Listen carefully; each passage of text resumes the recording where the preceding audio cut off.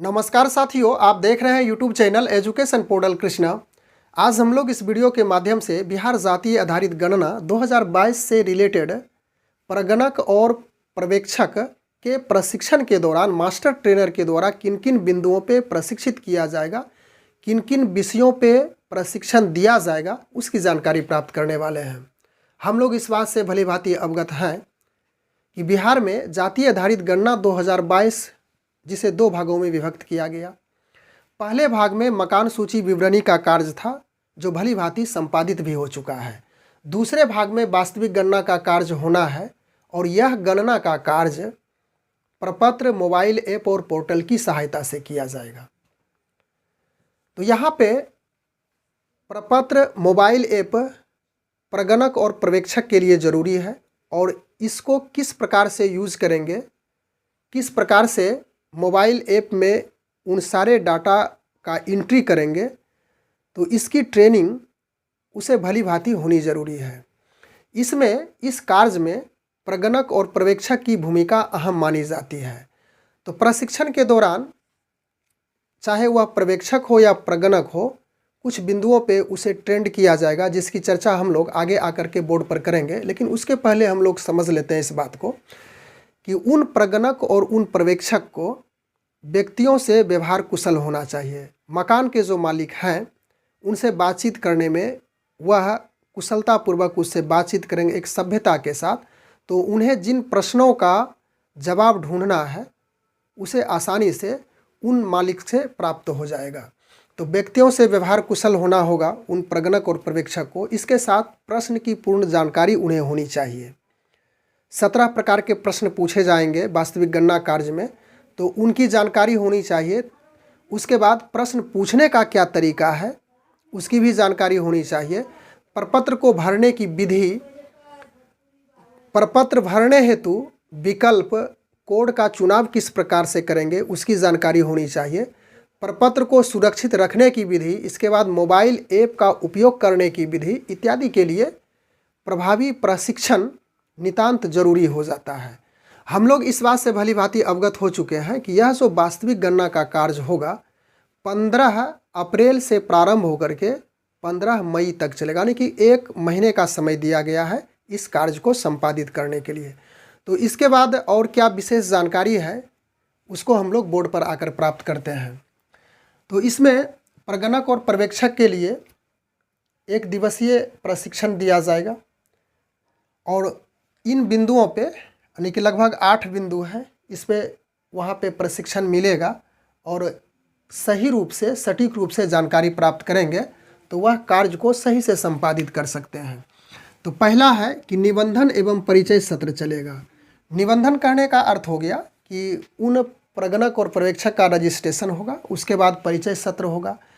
सभी में कुछ न कुछ टाइमिंग है और यह 9:30 बजे से प्रारंभ होकर के अंततः 5:15 बजे तक यह प्रशिक्षण के विषय वस्तु है जिसे पूरा किया जाएगा। दूसरा है विषय वस्तु गणना प्रपत्र एवं प्रक्रिया। उसके बाद तीसरा है जाति कोड की प्रविष्टि।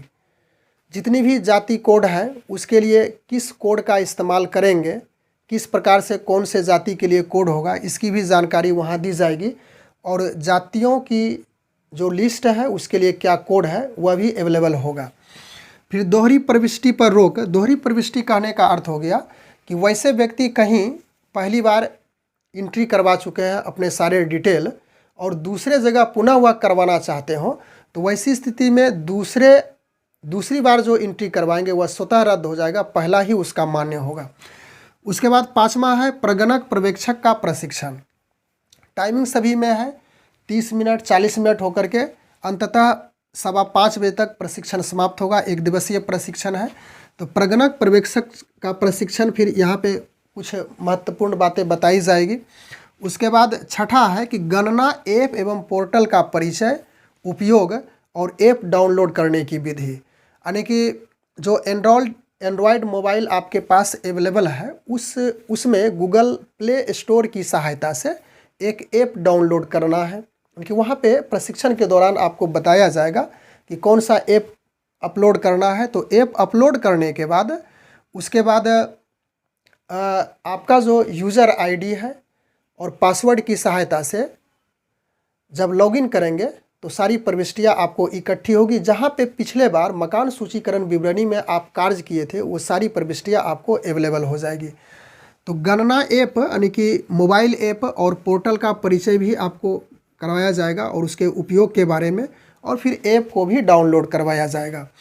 जब आपका ऐप डाउनलोड हो जाएगा तो वैसी स्थिति में 5 गणन प्रपत्र भरने के लिए वहाँ पे यानी समझाया जाएगा। आपको स्वयं उस गणन प्रपत्र को भरना है। उसके बाद पुनः उस ऐप की सहायता से किस प्रकार से मोबाइल में डाउनलोड करेंगे, उस ऐप में डाउनलोड करेंगे, वह भी आपका देखा जाएगा। और फिर अंततः जब आप डाउनलोड कर देंगे तो उसकी जांच की जाएगी।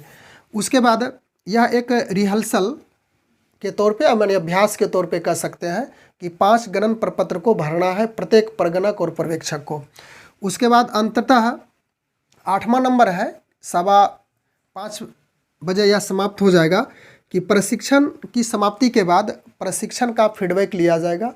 तो इसमें न्यूनतम 5 प्रगणक और पर्यवेक्षक को यानी कि 5 प्रगणक या तो पर्यवेक्षक हो उससे फीडबैक लिया जाएगा कि आज का जो प्रशिक्षण हुआ इसमें कहाँ तक आप सीख पाए या तो नहीं सीख पाए, या तो इस प्रशिक्षण में क्या आपको अच्छी लगी, क्या कमी रही, इससे फीडबैक लेकर के जो ट्रेनर है वह संतुष्ट होंगे। और यदि उसे कहीं पे दिक्कत होगी तो पुनः बताया जाएगा। यानी कि फीडबैक कहने का अर्थ हुआ कि उस दिन की ट्रेनिंग में क्या आपको अच्छा लगा और क्या अच्छा नहीं लगा। तो यह न्यूनतम 5 प्रगणक और पर्यवेक्षक से लिया जाएगा।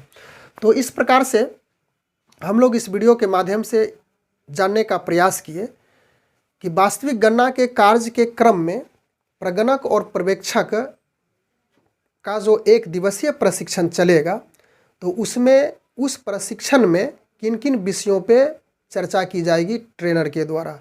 बस मिलते हैं अगले वीडियो में। Thanks for watching. Good bye.